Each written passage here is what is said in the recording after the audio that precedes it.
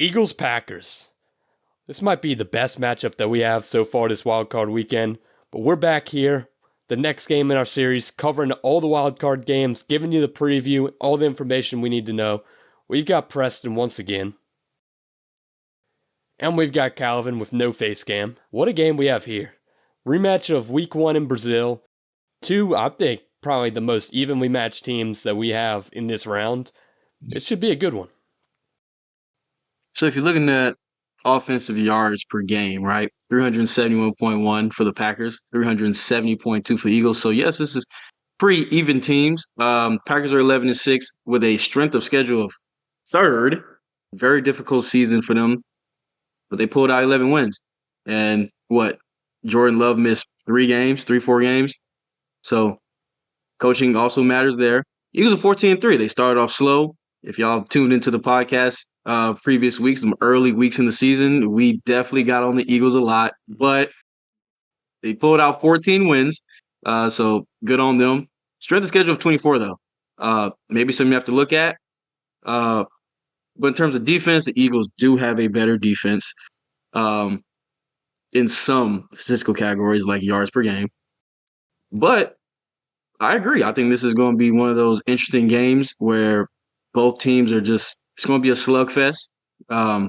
Trench warfare will be had. The Eagles are a pretty physical team.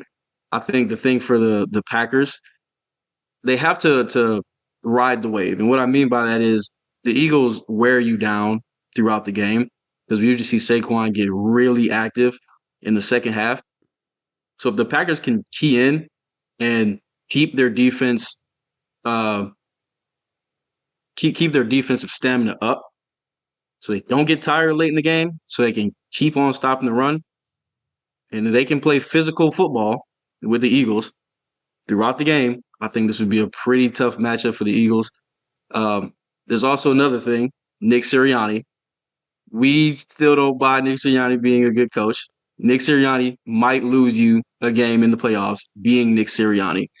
So I think that's really what it's going to come down to, coaching, and how well can Green Bay handle the punches from late game Saquon. But there is also one more thing. Jalen Hurts. Can Jalen Hurts be more of a game manager? And when you ask him to do a little bit more, because he's going to have to do a little bit more. This is the playoffs. When he's asked to do a little bit more, is he up to the task? Because we've seen his red zone struggles. We've seen his progression struggles. We've seen his decision-making struggles sometimes when things get really real. So if Kellen Moore can draw up some plays and scheme up some stuff for A.J. Brown, for example, to get them going quick, get his rhythm up, and keep Jalen Hurts in a great spot, they can be successful. But he is coming off a concussion, so let's see if his brain is in a good enough spot. But after we're all said and done, I got a wild prediction for this game. All right, let's hear it. Oh, you want to hear it now? Okay. I got the Packers winning. Let's just go for it. You got the Packers winning? I'm gonna be honest with you. Winning. I got the Packers winning because I get a really odd feeling in my gut that Jalen Hurts is gonna have one of those Jalen Hurts games where he's not super terrible, but he turns the ball over, he gets sacked, he fumbles the ball. He might throw a pick. I just see a turnover somewhere for him. I see him being out of rhythm for a little bit, being out these last couple weeks with a concussion, and I just feel like it's gonna be one of those Hurts games where it's like, man, what are you doing? You can lean on Saquon a lot, but I feel like the Packers defense is good enough to be able to handle it, at least as well as anyone else can. But I like Matt LaFleur as a better coach right now than Nick Sirianni. Jordan Love, if he doesn't, I mean, he's a gunslinger. That's what he is. He's going to take his risks. If he can, if he can keep the turnovers to a minimum, which I feel like he will, I think the Packers pull this out. I think turnovers really are a big thing because you got two quarterbacks who they are known for turning the ball over a lot, and they'll just make some of those dangerous throws, sometimes make those bad decisions. Whoever keeps possession of the ball and doesn't turn it over, I mean, obviously, usually that wins you games, unless you're the Texans against the Lions, which that was crazy, but I think taking care of the football, obviously, always important, especially when you got two quarterbacks like this, but the Eagles are an interesting team because they're a little bit of an outlier team on offense. They have the number 2 rushing attack in the league, as you could predict with Saquon, but they have the number 29 passing attack, only averaging 183.9 yards per game through the air. They're actually I think they might be the only playoff team, if not, they're one of very few that has more rushing yards than passing yards per game. And it'll be interesting because, I mean, you know exactly what the Eagles want to do to you. All they want to do is just go pound the ball with Saquon, get that run game going, get some tush pushes going. It's a very predictable offense, but they're so good at executing it that it works. And they're able to go score, they're able to put up points, and Hurts has been able to make some big plays, especially in play action with the receiving core he has, but really they just want to run the ball, so the Packers know what's coming. You got to find a way to stop that and turn it into a shootout where it's passing the ball a ton, or just turn this into a game where Jalen Hurts has to beat you. You can't let Saquon be the one to beat you. I agree. I think Something interesting we could look at right here. The Eagles did have a tough schedule. They are 2-3 against top 10 offenses. The Packers are the 5th best offense in the league. They've beat the Bengals and the Commanders once. The other 3 losses were the Bucks, Falcons, and who was it? Commanders. Yeah, because they lost one to the Commanders as well. That's right. Yep. Their pass defense is not the best. They're better at run defense than they are pass defense. Green Bay can pass the ball. Jordan Love, I would say easily a top 10 quarterback. I think we can all agree on that. I think this is a 27-24 Packers win. I don't know. I mean, because the Packers Packers run defense is good. You're not going to stop Saquon Barkley, but you can contain him.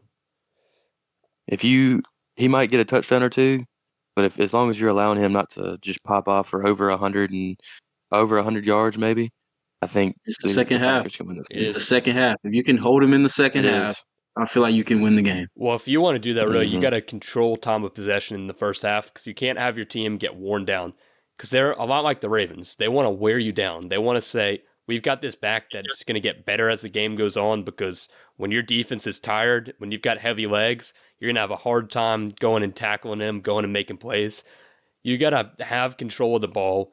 Don't let the Eagles, because that's what all they want to do. They want to be the team that controls the ball, dictates the flow. If you can take that away from them, that plays into it. But I do want to give that Eagles pass defense some credit, because they really, they started off the year and they were not a good unit, but they turned into one of the best units in the league as the season progressed. And you had a lot of young players like Cooper DeJean. He really started to pick it up. You could see the defense just start to put the pieces together and click.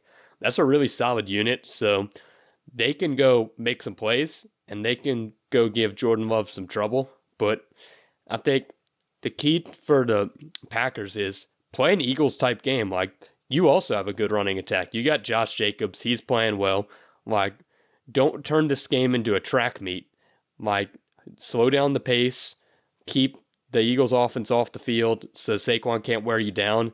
And then it's going to probably end up being a battle like that if things go according to plan for both these teams. So it'll be interesting to see, because it's going to just be two probably similar approaches who can win it. And I will say this, 2 of those 3 losses to top 10 offenses were in the first 4 weeks of the season.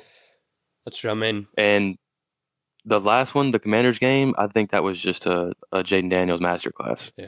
I mean, the other thing with the Eagles is it's like you said, early on in the season, they really struggled. They didn't look good. If you look at their record, they're 8-1 in their last 9 games.